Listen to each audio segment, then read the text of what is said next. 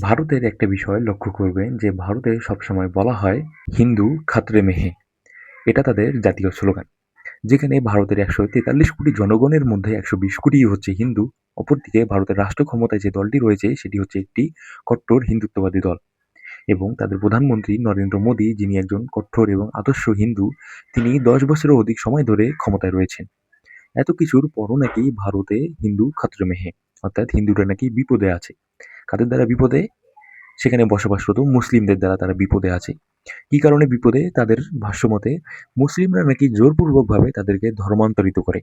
এছাড়া আরেকটা বিষয় লাভ জিহাদ। তারা নাকি লাভ জিহাদের মাধ্যমে হিন্দু যুবকদের মুসলিমে কনভার্ট করে দিচ্ছে। এর ফলে কি হবে? আগামী ৪-৫ বছরের মধ্যেই ইন্ডিয়াতে নাকি কোনো হিন্দু অবশিষ্ট থাকবে না।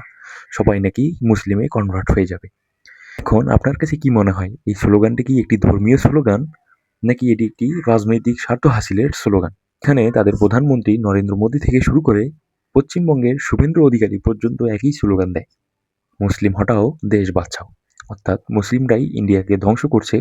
তারা নাকি রোহিঙ্গা, বাংলাদেশ থেকে যাওয়া রোহিঙ্গা এবং পাকিস্তান থেকে যাওয়া রোহিঙ্গা। সেজন্য তাদের স্লোগান একটাই, হিন্দু খতরে মে হে এবং মুসলিম হটাও দেশ বাঁচাও। আপনার এই বিষয়ে কি মনে হয়?